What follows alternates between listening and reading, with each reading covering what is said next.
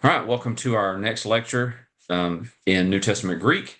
We are looking at Bill Mounce's textbook, Chapter 8, where we're going to talk about prepositions and the to-be verbs, a me. So what we're learning about in this chapter is we're going to be talking about prepositions first. And prepositions in Greek are going to function just like prepositions in English. And if you remember from elementary school, I don't know if you did this or not, but when you're trying to identify the prepositions, preposition is anything that a rabbit can do with its home. A rabbit can go in his home, around his home, under his home, right? So I think the way I learned it was anything that a rabbit can do to a log, a hollow log. A rabbit can go in a log, under a log, on a log, through a log, right? So it's going to be fairly easy to identify those prepositions, but just kind of a refresher from English grammar. A preposition is describing a relationship between two different words. And the parts that complete the whole preposition we call the prepositional phrase, right? That's the preposition, the preposition's object, any modifiers. That is called a prepositional phrase. In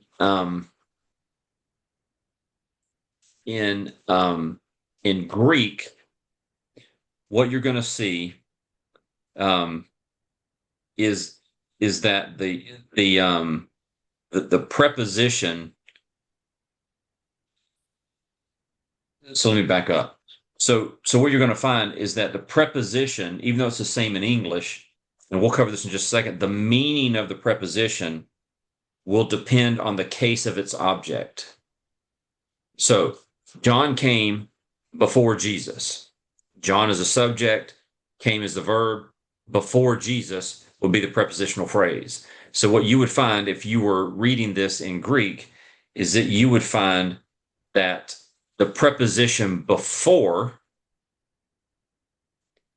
could probably mean a couple of different things, and you're going to translate it based on the case of the noun that serves as its object. And you'll understand this in just a few minutes, but we've already run into this a couple of times with some of our vocabulary words where they mean two different things based on whether it's nominative or based on whether it's accusative.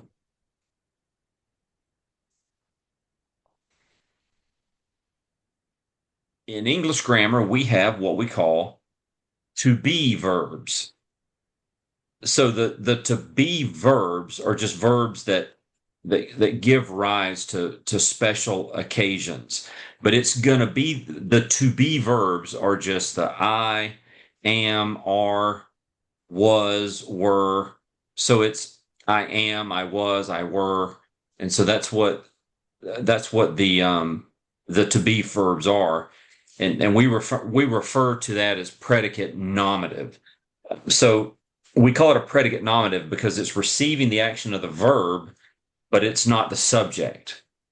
And so you'll learn to pull these out. So when you get to translating more complex sentences, when we really get into verbs, I think that's chapter 15, and you really start translating sentences, what you're going to start doing is you're first going to see if you can find the subject and then the verb. Then you're going to pull out direct objects and indirect objects. You're going to identify prepositional phrases. So you're going to look at these sentences, and before you ever try to translate it, you're going to do surgery on the sentence, and you're going to divide it up into its various parts, and then you're going to translate each part, and then you're going to put the sentence back together.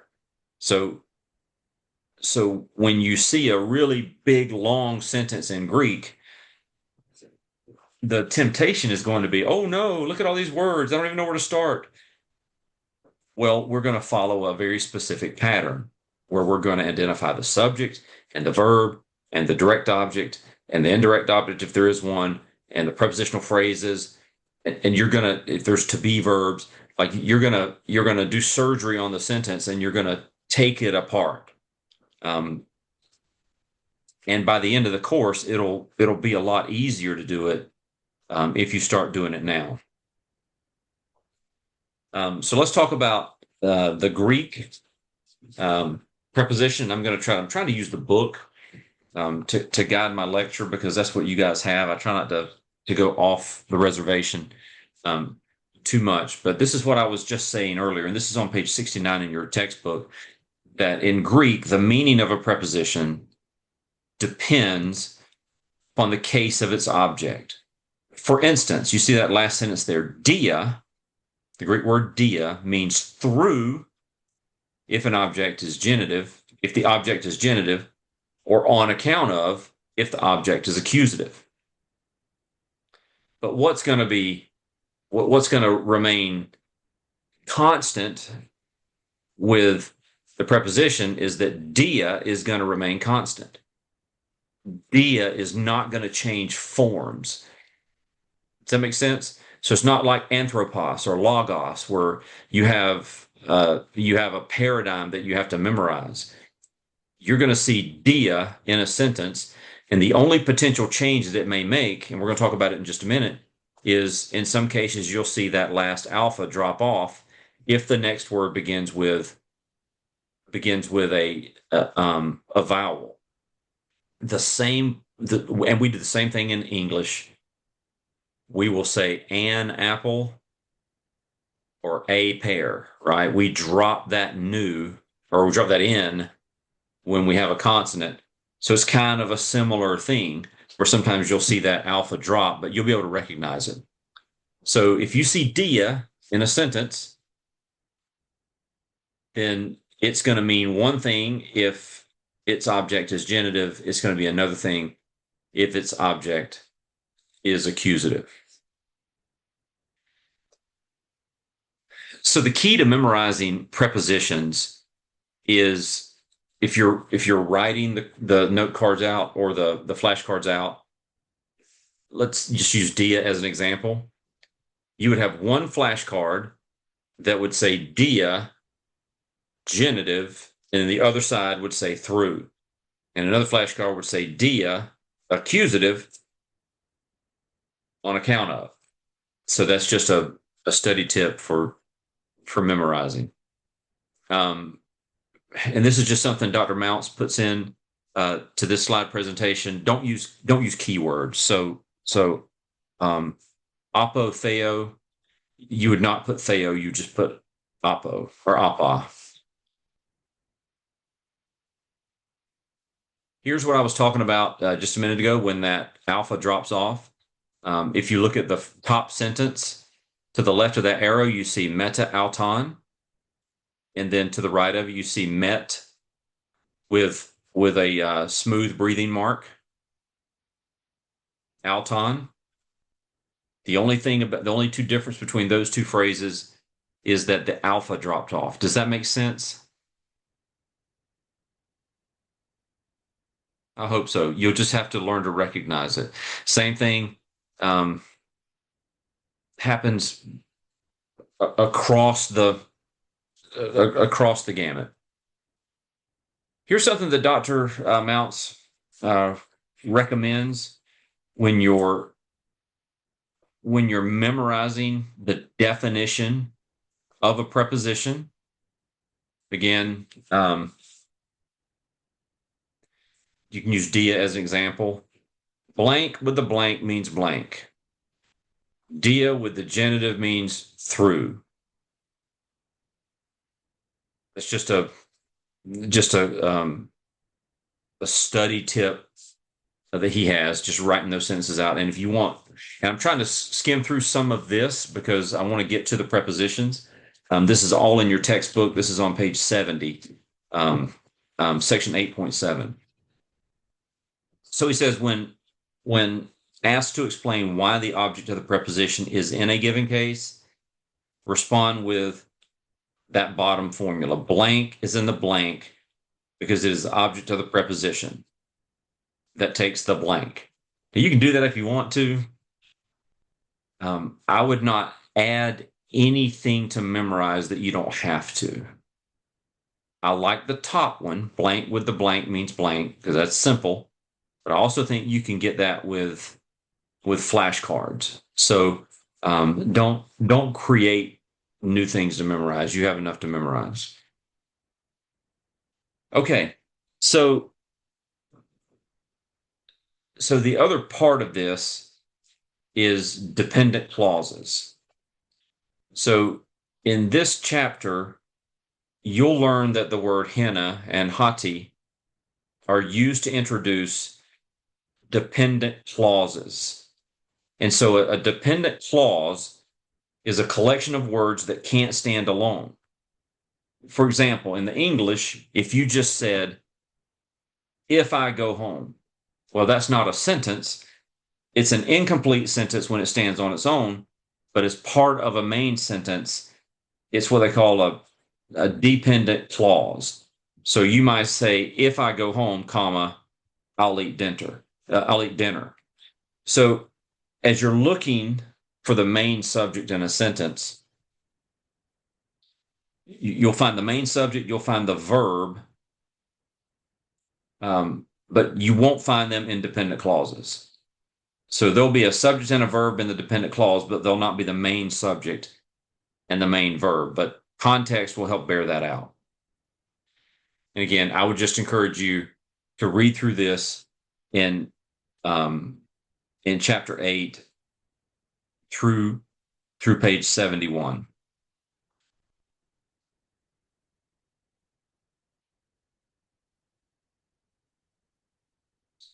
So just to give you a sense, you're going to learn some vocabulary words. Go to page 75 in your textbook.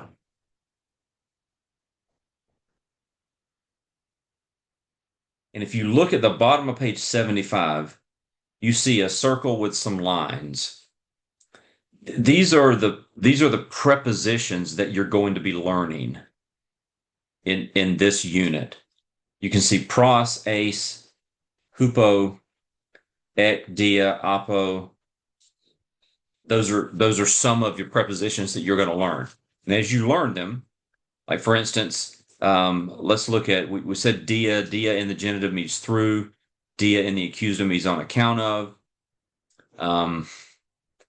You've got, let me find another one here that we've got in this case. Pros, in the accusative, it's going to be to, towards, or with. That's all you're learning right now. You're just learning the accusative right now. But as you go, you're going to learn the various uses of these prepositions. But all you're learning in this chapter is that preposition exists. You already know that. And you're going to learn those prepositions and their definitions. And then for the sentences that you have to translate, you're just going to apply the correct definition of the preposition based on the case of its object. And you'll see that in the workbook exercises. Even if you don't remember it, does that make sense? Does all of that make sense? Yes. Okay. So let's get to Amy. We're not going to study verbs really until we get to chapter 15, but this is a verb type that Dr. Mounce wants to introduce in this chapter, and it's a to be verb. So verbs are just like nouns. They have stems, they have personal endings. The verb is going to agree with the subject. I don't really think you need a lesson on subject verb agreement. I think you have that because you speak English, and even if you don't know all the rules, you know that the most basic part of a sentence is the subject and the verb. And that holds true in Greek as well. Here are the various iterations of Amy. And again, Amy is the to be verb. And here are the various translations of Amy. Now, in verbs, so in nouns you have gender. in verbs, you typically have person, right? First, second, third person. So the first person translation of a me is I am. That is first person. That's me. I am whatever. Second person singular, a, you are. Third person singular, Eston, he, she, it is, right? Present. And then the plural, first person, is S-man, we are, este, you are, Isen, they are. So you'll just have to learn to recognize those when you see them. Those are definitely some words you want to put on flashcards if you like flashcards, because the AME verbs show up all the time.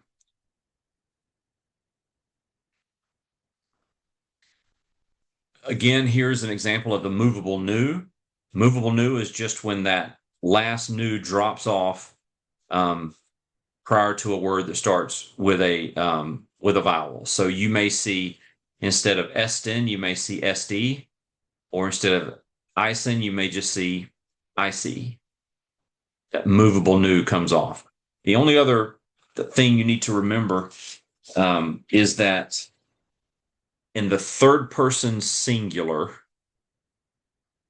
all right, this is third person singular, Eston. This is third person singular, present, right? Present tense. It's happening now. I am currently. You are currently. He, she, or it is currently.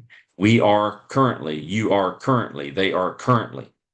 But if you were to change all of this to past tense in the third person singular right here, if it were past tense, if it were he was, she was, it was, then it would take this form. It would take ain. So third person singular is ain.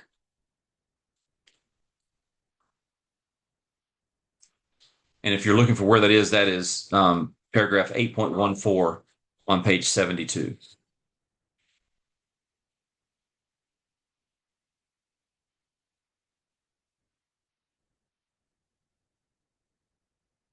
Here's an example of the to be verb and what you might see in a sentence. So when you translate this sentence, what you want to do is you want to break it up into its various parts. So the first thing you want to do is you want to look for the subject. In what case is the subject going to be in? Nominative, genitive, accusative, or dative? What case is the subject going to be in?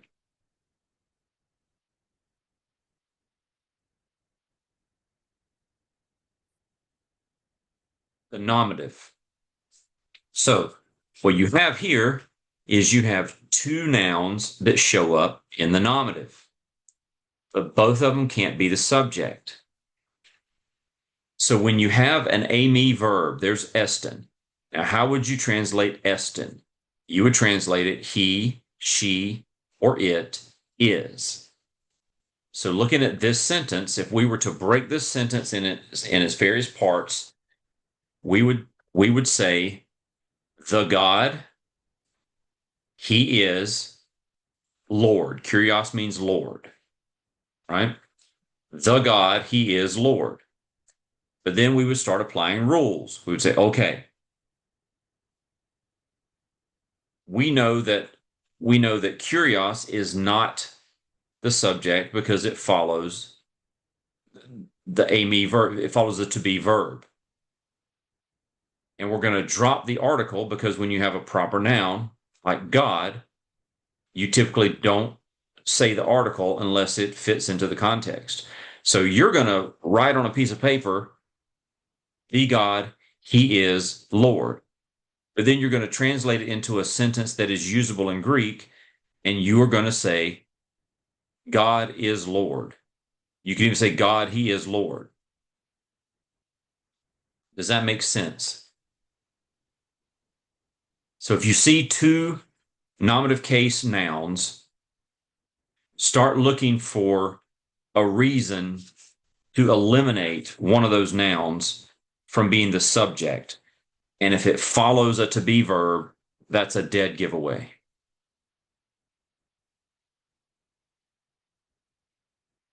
One of the things that's going to help you is that pronoun, like when you're looking for subjects, because that's the first thing you're going to do when you start translating Greek sentences, is you're going to look for the subject first. It's really important that you find the subject first. And this is not something that I learned in college. We had to hammer it out a little harder way than this, but this is actually an easier way. What Bill Mounce says is that in order of precedent, the pronoun is probably going to be the subject if one appears. If there's a proper noun, then it's probably the subject. If you have a pronoun and you have a proper noun in the same sentence, the pronoun is going to be the subject in most cases. So a pronoun, if one is in the sentence, is probably going to be the subject. If there's no pronoun, but there's a proper noun, then that's going to be the subject. But if you find yourself looking at a sentence that has a pronoun and a proper noun, then the pronoun is probably going to be the subject. I don't want you to get too wrapped around the axle on this. This is not that hard. Of all the things you have to learn, this is not that hard. Not compared to memorizing the paradigms that we went over last night. This is relatively easier than that. So this is kind of what I was saying earlier. When you're translating sentences, you want to keep dependent clauses together. Typically, prepositional phrases drop the article. So if you have a definite article over the noun in a prepositional phrase, when you translate it into a sentence, you'll drop it. I don't think it's going to be a problem because if you don't drop it, it wouldn't make any sense a lot of times. So that I think that's going to come natural to you when you get to that you'll be like, I feel like I should drop that. Again, here we are. Same thing, break it into phrases, drop that definite article in a prepositional phrase. But if it doesn't make any sense without it, add it back. You've got some wiggle room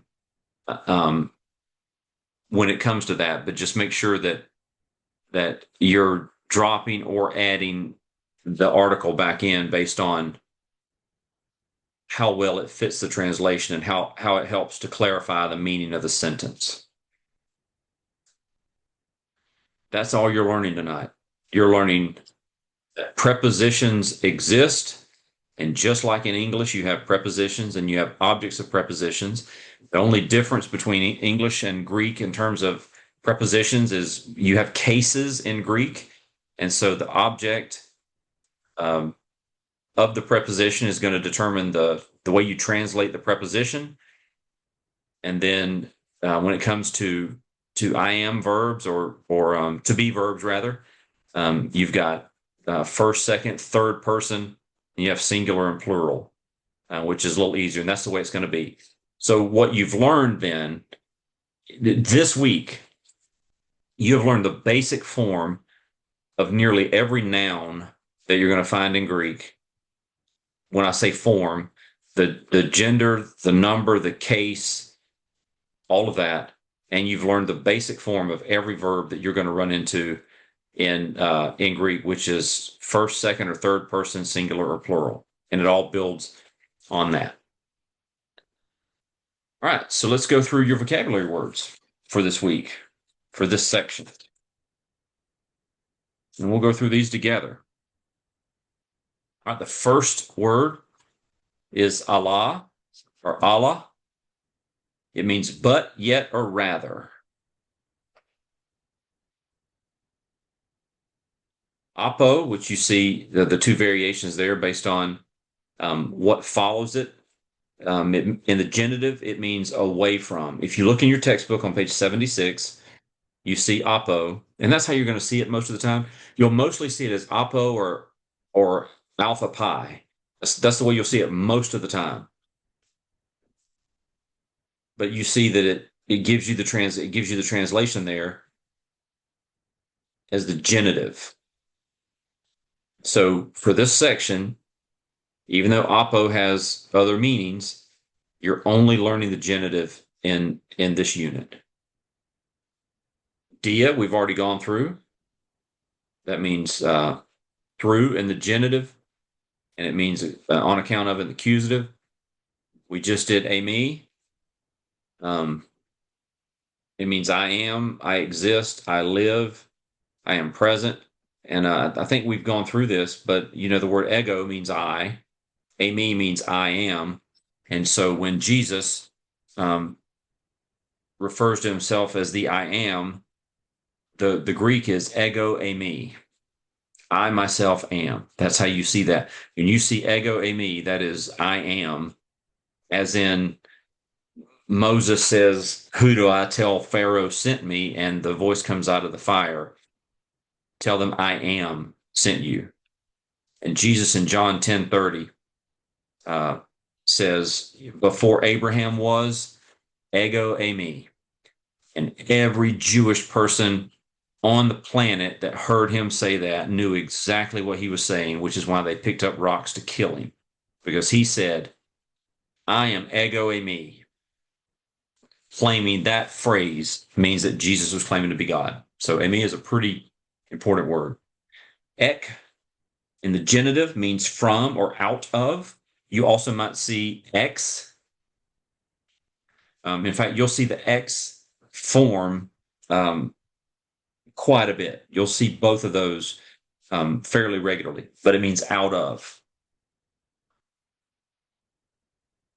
Hemera, that means day, like a 24-hour period, day. We covered this. Ain, which means he, she, or it was in the third person singular. Thalassa, that means a sea or lake. Thanatos, that means death. If you're into the Marvel movies, who was the big villain in that first round of Marvel movies? It was Thanos, right? Thanatos means death. Henna, that's where you're going to see when you go to identify your dependent clauses. Henna is one of the words you're going to see. It means in order that, or so that. If you want to take a stab at that one, anybody want to take a stab at that one? Giannis. That's Joe. That's John. So that's how you say John in Greek, which makes you wonder how we got the name John from that. But it's the closest thing we have to it. This word for 2 generations, when students would learn Greek, the number one textbook for learning Greek was by a guy whose last name was Machen. And this is the first Greek word that 2 generations of college students learned. Lego. It's a verb. I say or I speak. Lego. So the way that I remembered that as a college student was Lego, I say. I know it's dumb, but that's how I remembered it. And you have meta. You can see the different variations there if you drop that alpha based on the word that's going to follow in the sentence. In the genitive, it means with. In the accusative, it means after. These next 2 vocabulary words look really similar and have really similar meanings. So oikia means house or home. Oikos means house or home. Tell me the difference, just at first glance, between oikia and oikos. What's the main difference that you notice right away between those 2 words? Your answer should be the gender. One is feminine, and one is masculine. So you can imagine that if we were talking about Mary's house, you probably see a form of oikia. If you're talking about Peter's house, then you're probably going to find a form of oikos. So it's just house. Oxlos, that is crowd or multitude. Para, that means beside or in the presence of, if it's the dative, if it's the um, accusative, it means alongside of, and the genitive, it means from. So para. Here's one we've dealt with a little bit, parabole, that's a parable. And then one of our prepositions, pros, in the accusative, it means to or towards. And then our final word is hupo, hupa. I say hupo. In the genitive, it means by. In accusative, it means under.